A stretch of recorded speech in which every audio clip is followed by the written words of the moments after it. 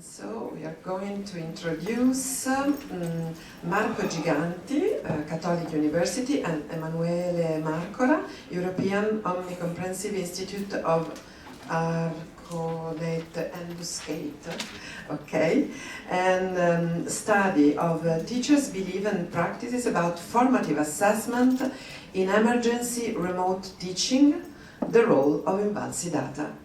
Thank you. 20 minutes. Thank you. This is a part of my PhD research. I'm a PhD candidate in education.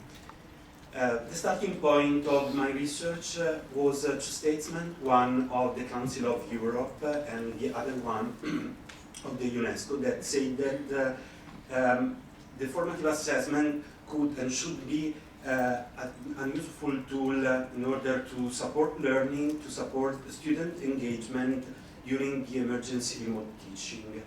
I've chosen this construct because the concept of, for example, distance learning don't pay the attention to the emergency situation. And I've studied teachers' beliefs and practices related to their possibility to change during this time. I had three research questions. The first one, what is the school context in which teachers might have used formative assessment during emergency remote teaching? And then, is there a relationship between teachers' beliefs about formative assessment and practices in ERT context? And what kind of relationship? And the third one, how do the school context relate to teachers' beliefs and statement of practices? And these are my research hypotheses. This is my research design. I ran a multiple state case study with three omnicomprehensive schools, from primary school to the high school, because I wanted to compare different order of school.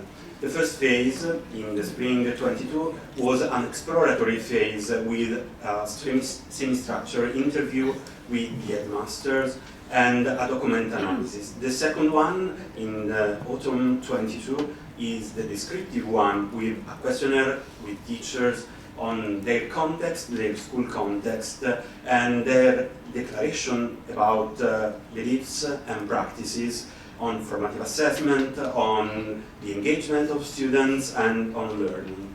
And the third one, the comprehension, in winter 22-23, I ran a focus group with the headmaster, the internal evaluation team, with some teachers on the previous results.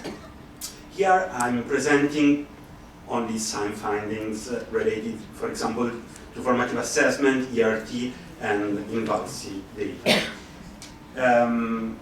The school principals say that, for example, in the school one, we are in the city center of Milan, a public school where a large number of where they did a large number of meetings for the management of ERT.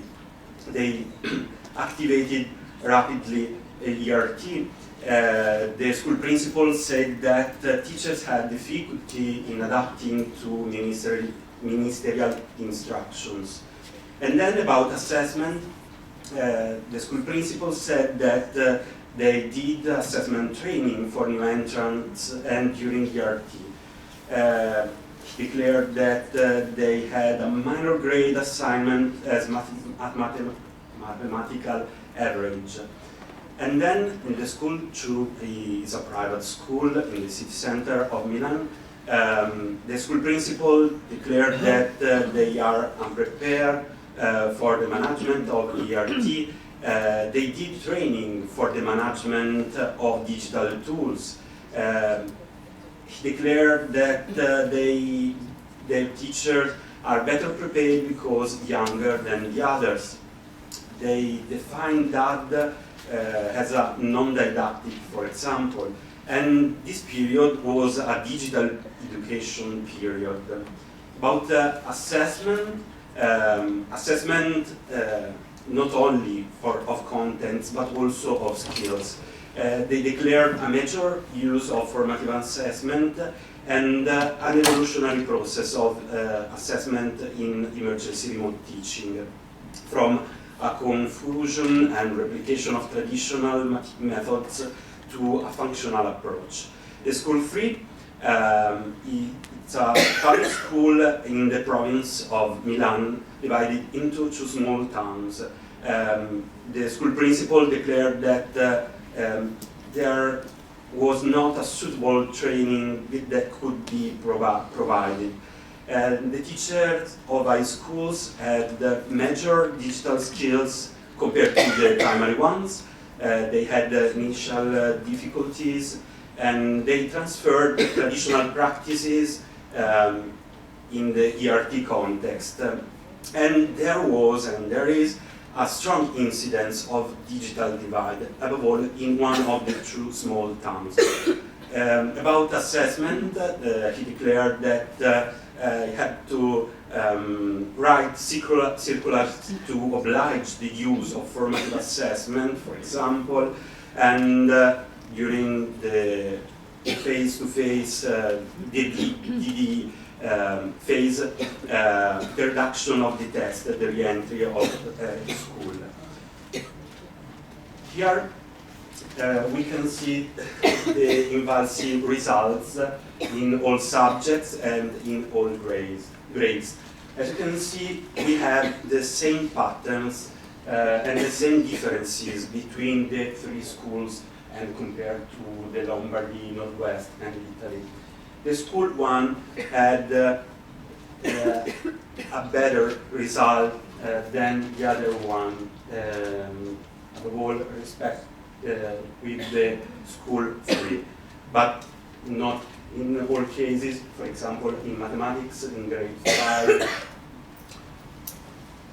here, for example, the School 2 in English listening, and the School 2 in English listening grade 13, and here, for example, the School 2 had a worst result in the grade 13 in reading.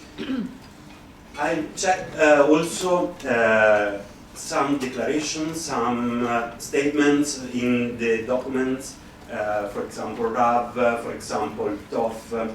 The School 1 said that, for example, the INVALSI 2021 results do not show the serious general decline in Italy after COVID. They declare that there is a positive school effect in mathematics. In Italian are higher the results than the national level, at the school level higher than other nationalities with a slightly positive school effect. The School 2, for example, related to the RAV and above all in the primary school, there are some strengths. For example, the results are at high level for the 5th grade and in line with the regional average. Then they declare that each year the school runs training plans to prepare 5th grade students, and some weaknesses. The typology of national standardized test is not always used in the daily teaching experience.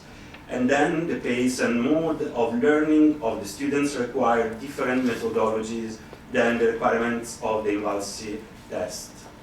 The School 3, from the update to the TOF, they declare, for example, in the root description, INVALSI data analysis shows a certain discrepancy between parallel classes and between different orders and plexus, and the Institute aims to bridge the fragility through a review of the teaching methodology, an innovation of the learning environment, and through the administration of parallel tests. Some findings from the stage 2. I delivered a questionnaire with all teachers, and I had 70% of the response.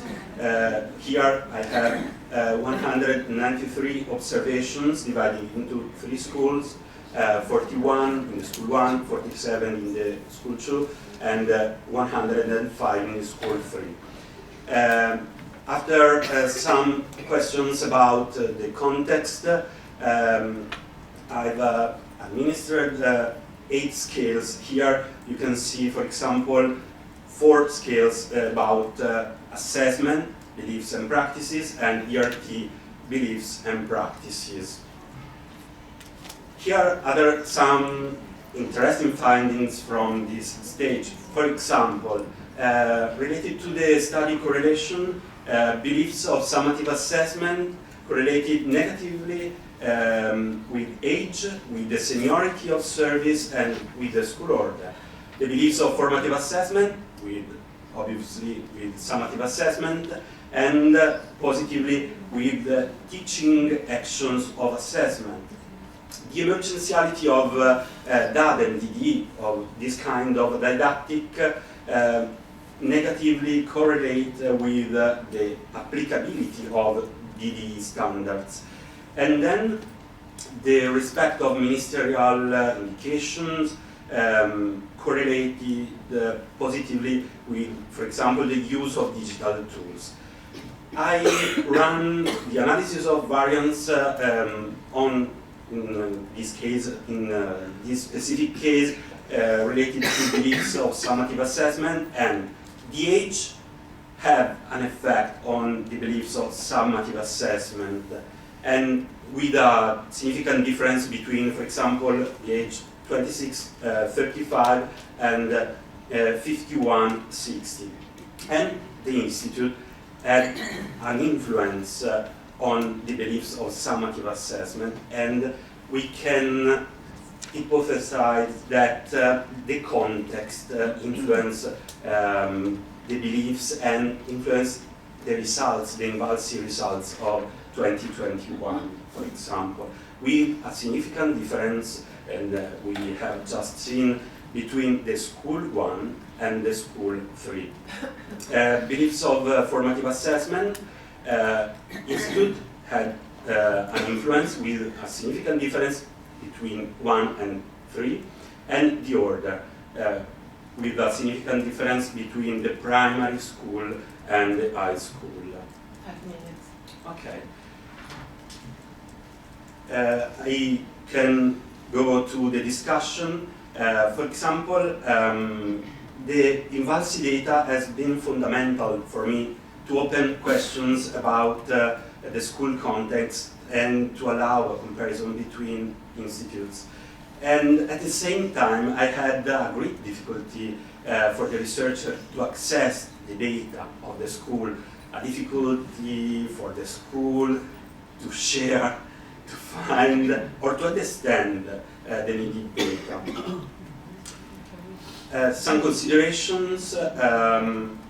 There was an evolutionary process of assessment, and the formative assessment had a centrality in this process, with a redesign of the didactic, with a major quality and minor quantity. There were dissonances between implicit and explicit, and these had consequences on effectiveness of change mode, of teacher change models. And now I give the floor to the school principal of one of the schools. Thank you for the opportunity. I will be very short. On the 1st of September 2021, the official report of the INVALSI test result taken in spring 2021 was released. The accompanying letter from the Institute underlined, especially in this school year, the data is returned to the school at the beginning of September to encourage wider use of it in supporting the organization of the teaching activities in the school year. So there's no need to remember how hard the first 2 years into the pandemic were for all of us, but it is necessary to draw your attention on the different approaches to teaching and learning. In 2020, that was a response to the lockdown. In 2021, DD was the only way to face the continued use of quarantines.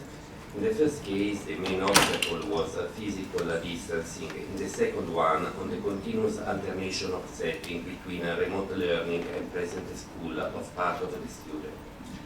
Restitution of the data arrived in a moment full of different emotion, but school staff experienced this moment with feeling of anxiety and fear rather than confidence and hope. General result in our school show element of fragility and uncertainty in different grades. For instance, the second grade with regard to Italian test, 4 classes out of 6 were below the national average. So frustration among the teachers, in particular among the most involved in the innovation process, was made evident by the words, "It was all in vain, our resilience has been unproductive," and so on. For sure, we focused our effort on reaching the aim of improving our students' skills and competencies. But at this point, I can fail to point out here that there are among teachers some difficulties in reading and interpreting the result. Lack of skill in reading complex data make teachers and principal too continue to be limited to general result, and it stresses general tendencies to be self-centered. The lack of skill in reading more complex data makes the analysis of the result limited to the mere acknowledgement of the so-called overall scores, easily recognizable through the use of the color of the traffic lights. The attempt of going deeper into the reading of analytical data often leads to finding justification for individual cases known to the teacher. Let me conclude with a most proposal, not so cruel as swift, in addition to training and professional development for teachers, could a task force of experts be created to support school in a critical reading of their results?